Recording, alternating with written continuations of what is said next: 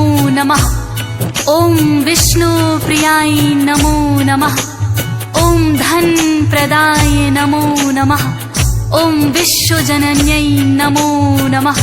बोलिए लक्ष्मी मैया की जय। भक्तों, आज हम माता लक्ष्मी की महिमा का वर्णन करेंगे।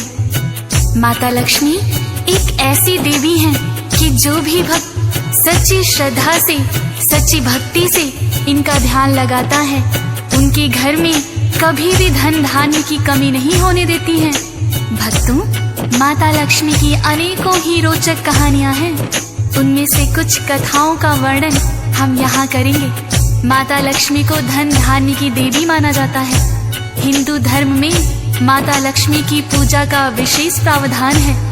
अक्षय तृतीया व दीपावली के दिन लक्ष्मी एवं गणेश जी का पूजन किया जाता है। भक्तों, माता लक्ष्मी जिन भक्तों पर कृपा करती हैं, उनके घर में धन धान्य की कोई भी कमी नहीं रहती है। तो आइए भक्तों, सुनते हैं माता लक्ष्मी के कुछ चमत्कारों की ये रोचक कहानियां। श्री चरणों में करके वंदन करते हैं हम महिमा वर्णन। माता लक्ष्मी कृपा करना, के भंडारे भरना। जिन भक्तों पर हो तेरी कृपा, टिक नहीं सकती वहाँ दरिद्रता। जो सच्चे हो भक्त तुम्हारे, सदा आपका ध्यान धरेंगे, आपका ही गुणगान करेंगे। घर में आप पधारो मैया, यही आह्वान करेंगे। आपकी यूं तो कई कथाएं, उनमें से कुछ आज सुनाए। भक्तों सुनो लगा कर ध्यान, लक्ष्मी मैया का गुणगान। भक्तों, एक समय की बात है, किसी गांव में एक साहूकार व साहूकारनी रहते थे। उनके 3 बेटे थे। साहूकार बड़ा ही धर्मपरायण था। रोज सुबह उठकर स्नान आदि करता और सूर्य को जल देता तथा माता लक्ष्मी और विष्णु जी की पूजा करता। ऐसा कहते हैं कि माँ लक्ष्मी की पूजा के साथ साथ यदि हम नारायण को भी पूजते हैं, उनका ध्यान लगाते हैं, तो उससे घर में सुख, शांति, समृद्धि आती है। भक्तों, साहूकार का गुजर बसर बड़े ही आराम से हो रहा था। साहूकार को हमेशा साफ सफाई पसंद थी। भक्तों, उसके ही विपरीत साहूकारनी बड़ी ही आलसी थी। वो ना तो सुबह जल्दी उठती, ना ही साफ सफाई पर ध्यान देती। घर में झाड़ू पोछा तक नहीं करती थी। भक्तों, साहूकार उसे समझाता कि घर में साफ सफाई रखनी चाहिए, किंतु साहूकारनी पर उसकी बातों का कोई असर ना होता था। भक्तों, साहूकार की जो है पत्नी, वो तो आलसी जाने कितनी। सो करना कभी उठे सवेरे, घर में फेरे। साहूकारनी बड़ी समझाई, रखनी चाहिए साफ सफाई। जिनका घर हो सुथरा साफ है, रोज सवेरे तुम उठ जाओ, स्नान करो, बच्चों को कराओ। स्वच्छ हो घर का चूल्हा चौका, काम पे वो चला जाए कहकर, टाल दे कोई बहाना बना कर। कहती मेरी नींद न खुलती, वो तो करती गलती। भक्तों, इस प्रकार साहूकार की पत्नी साहूकार की बातों को टाल देती। वो ना तो सुबह जल्दी उठकर स्नान करती और ना ही बच्चों को कराती। उसका घर बहुत ही गंदा रहता। पड़ोस की औरतें भी उसके घर में ना आती थी। भक्तों, क्योंकि साहूकारनी घर को साफ सुथरा नहीं रखती थी। बच्चे भी मैले कुचैले कपड़ों में रहते थे। भक्तों, पड़ोस के भी बच्चे उनके साथ खेलने से मना कर देते। धीरे धीरे साहूकार के घर में दरिद्रता आने लगी थी। भक्तों, उसका काम धंधा भी ठप होने के कगार पर था। साहूकार उसे समझाता कि यह तेरी साफ सफाई ना करने के कारण ही हुआ है। साहूकारनी पर फिर भी कोई असर ना हुआ। फिर साहूकार ने माँ लक्ष्मी से विनती की कि हे माता, आप ही इसे सद्बुद्धि दें। और एक दिन भक्तों चमत्कार ही हो गया। साहूकारनी बाजार से कुछ सामान खरीद कर ला रही थी भक्तों। आते आते उसे अंधेरा हो गया, किंतु उसने हाथ में लालटेन दे रखी थी। रास्ते में उसे एक औरत मिली और कहने लगी, सुन लो बहना मैं हूँ अकेली, मुझको समझो अपनी सहेली, अपनी लालटेन मुझे दिखाओ और रास्ता पार कराओ। चलते चलते हुआ अंधेरा, ना कोई संगी साथी मेरा, मुझे रास्ता पार कराओ। कहने लगी ये साहूकारनी, तुमको पहले कभी देखा नहीं, कहाँ से आई और क्या नाम है? क्या तुम्हें काम है? वो बोली मेरा नाम लक्ष्मी, पास के गाँव में रहती है यही, आज तुम्हारे गाँव में आई, बड़ी बहन मेरी यहाँ है प्यारी। भक्तों साहूकारनी ने अपनी लालटेन की रोशनी में उस औरत को रास्ता पार करा दिया। रास्ते में बातें होती रहीं। साहूकारनी बोली, बहन तुम कौन हो और इस गांव में क्या करने आई हो? वो औरत कहने लगी, भक्तों मेरा नाम लक्ष्मी है, मैं पास के ही गांव में रहती हूँ। यहाँ मेरी बहन ब्याही है, किंतु चलते चलते मुझे अंधेरा हो गया, तो अपनी सहेली समझकर मुझे रास्ता पार करा दो। साहूकारनी ने लालटेन की रोशनी में रास्ता पार करा दिया। भक्तों दोनों आपस में सहेली बन गई। तब माता लक्ष्मी बोली, बहन तुम कभी मेरे घर आना। और साहूकारनी को अपने घर का पता देकर चली गई। भक्तों अगले दिन साहूकारनी माता लक्ष्मी के घर गई और देखा कि घर में बड़ी ही साफ सफाई है। साहूकारनी माता लक्ष्मी से कहने लगी, माँ लक्ष्मी की आई घर में, साहूकारनी लगी है कहने, बड़ी है घर में साफ सफाई, है या करवाई। माँ लक्ष्मी कहने लगी, बहना स्वच्छ चाहिए घर सदा रहना, घर में होती इससे बरकत, साफ सुथरा घर तब तक। साहूकारनी लगी है कहने, ऐसी सफाई ना मेरे घर में, कभी तुम मेरे घर में आना, मुझे सलीका यही सिखाना।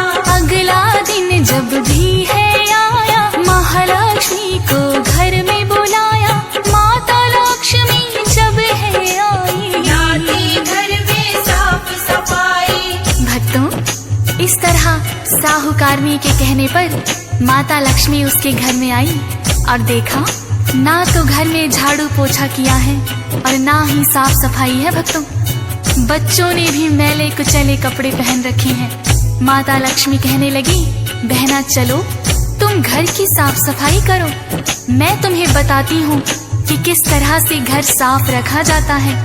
माता लक्ष्मी साहूकारनी को बताती गई और साहूकारनी ने पूरे घर की साफ सफाई की और खुद भी स्नान करके साफ कपड़े पहने और बच्चों को भी स्नान कराकर साफ सुथरे कपड़े पहनाए। फिर गोबर से लिपाई करी, चूल्हा चौका किया और माता लक्ष्मी के लिए भोजन भी बनाया। भक्तों इस तरह माता लक्ष्मी उसके घर रोज आने लगी थी। भक्तों साहूकार देखकर बड़ा ही प्रसन्न हुआ और उसका कारोबार भी चल निकला।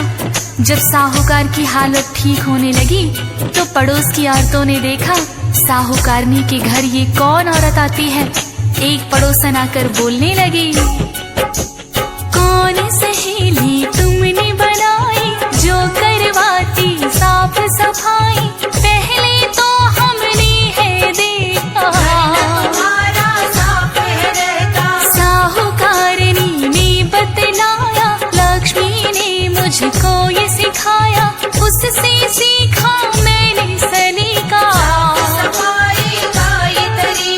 इतना सुन के पड़ोसन बोली, जो है बहना तेरी सहेली, उसको कल घर में ठहराना, हमसे भी उसको मिलवाना। बोली साहूकारनी ने उससे, कल मिलवा दूं मैं उसे तुमसे, उसे रोक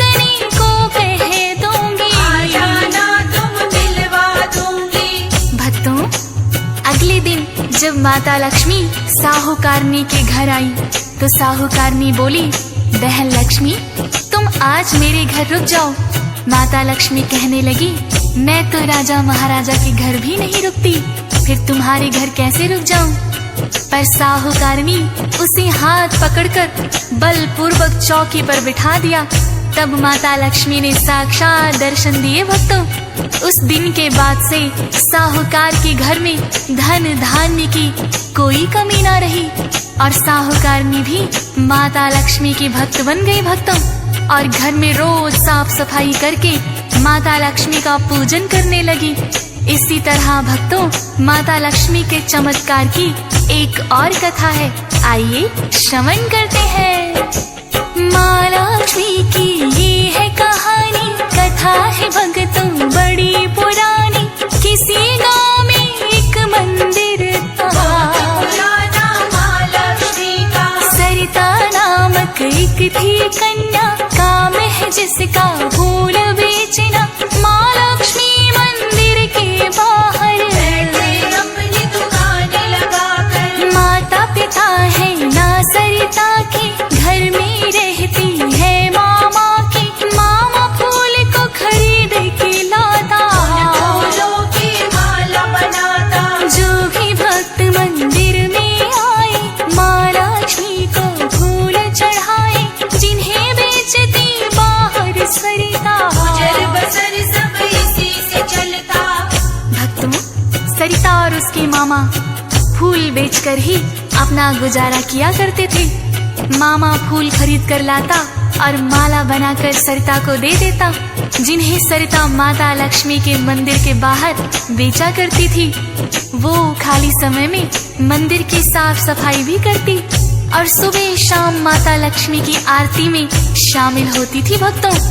एक दिन एक सेठ जी आया और कहने लगा, मेरी बेटी की शादी है, घर को सजाने के लिए बहुत से फूल चाहिए। सरिता कहने लगी, सेठ जी हमारे पास इतने पैसे नहीं हैं जो आपके घर के लिए फूल ला सके।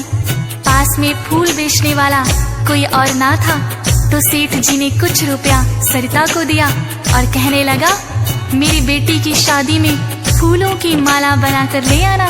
सरिता ने अपने मामा को बताया और सेठ जी का दिया हुआ रुपया अपने मामा को दे दिया। जब बेटी की शादी का दिन आया तो सरिता का मामा बहुत सारे फूल खरीदकर उनकी मालाएं बनाकर एक बैलगाड़ी में लेकर चल दिया भक्तों। साथ में सरिता भी थी, किंतु रास्ते में बहुत कीचड़ था, उनकी बैलगाड़ी धंस गई। निकालने का प्रयास किया पर निकली नहीं भक्तों। कुछ गांव वालों को बुलाकर धक्का लगवाया तो बैलगाड़ी ही पलट गई और सारे फूल कीचड़ में गिर गए थे भक्तों। सरिता और उसका मामा बहुत ही उदास हुए और सेठ जी से जाकर माफी मांगने लगे थे भक्तों। कहने लगी, हम फूल तो लाए, सबकी बना दी थी मालाएं, किंतु गिर गई सब कीचड़ में। क्रोध बढ़ा उस सेठ को आया, बोला मेरा पैसा है खाया, अब मैं किससे फूल मांगाऊं? होने पर तुम्हें बताऊं। इतना सुनकर दोनों डर गए, वो चुपचाप ही अपने घर गए। क्रोध सेठ का भी तो चित है, सुबह सरिता जब मंदिर आई, अपनी दुकान है बिखरी पाई, जिसे सेठ ने तोड़वा दिया है, बदला लिया है। भक्तों सेठ जी ने जैसे तैसे अपनी लड़की की शादी तो कर दी, अगले दिन सरिता की दुकान को भी तोड़वा दिया और मंदिर के पुजारी को कहा, यदि उस लड़की और उसके मामा ने यहाँ फूल बेचे तो तुम्हें भी मंदिर में नहीं रहने दूंगा। जैसे ही सरिता दुकान पर आई भक्तों, तो उसने देखा कि दुकान तो टूटी ही पड़ी है। वो समझ गई सेठ ने ही तोड़वाई होगी। वो परेशान होकर माँ लक्ष्मी के मंदिर में गई और माँ लक्ष्मी से माफी मांगने लगी। कहने लगी, हे माँ लक्ष्मी, इसमें मेरा कोई कसूर नहीं है। हम फूल तो खरीद कर लाए थे, किंतु सब कीचड़ में गिर गए। अब सेठ जी ने मेरी दुकान भी तोड़वा दी। हमारा पेट कैसे पलेगा, गुजारा कैसे होगा। इतनी देर में पुजारी आकर बोला कि तुम आज के बाद मंदिर में मत आना, नहीं तो सेठ जी मुझे भी नहीं रहने देंगे। इतना सुनकर सरिता बहुत मायूस हो गई थी भक्तों, और अपने मामा के साथ घर आ गई। अगले दिन जब पुजारी मंदिर गया तो मंदिर के पट भी नहीं खुले। पुजारी ने गांव वालों को बुलवाकर पट खोलने की कोशिश की, किंतु पट नहीं खुली। थक हार कर सब वापस लौट गए थे भक्तों। ऐसे 3 दिन बीत गए हैं, मंदिर के पट नहीं खुले हैं। पुजारी तो हो बड़ा परेशान है,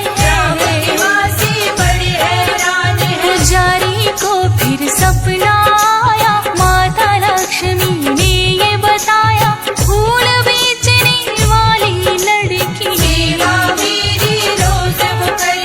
उसको ना करने दिए दर्शन, तभी मंदिर के हो गए पट बंद। उस कन्या को बुला के लाओ और मंदिर के पट खुलवाओ। सुन कर के हैरान पुजारी उसने सेठ को बात बता दी। दोनों सरिता के घर आए, अपने किए पर है पछताए। भक्तों, इस तरह सेठ जी और मंदिर के पुजारी दोनों ने सरिता और उसके मामा से क्षमा याचना की। पुजारी कहने लगे, बेटी जब तक तुम जाकर मंदिर के पट नहीं खोलोगी तब तक मंदिर के पट नहीं खुलेंगे। इतना सुनकर सरिता पुजारी और सेठ जी के साथ माता लक्ष्मी के मंदिर पर, सरिता ने ज्यों ही द्वार पर हाथ रखा पट अपने आप खुल गए थे भक्तों। सरिता बड़ी ही प्रसन्न हुई और पुजारी तथा सेठ ने महालक्ष्मी से माफी मांगी। ऐसी ममतामयी है माता।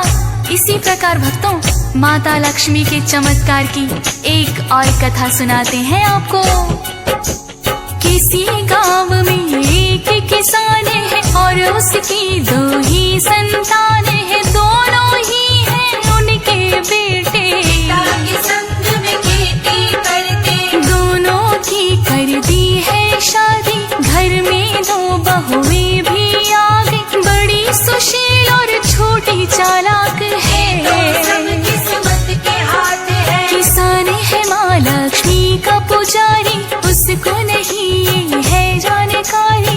दोनों को ही रखे बराबर, जो लाए कमा कर। माँ लक्ष्मी का नाम सिमरता, कुछ धन उनको अर्पण करता।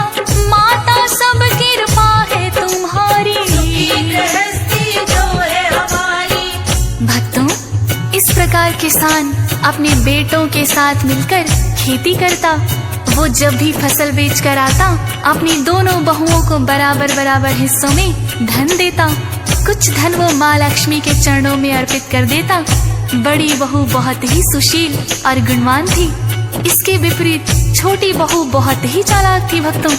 वो देखती कि उसका ससुर माता लक्ष्मी के मंदिर में पैसे रखता है। अब किसान चला जाता है तो छोटी बहू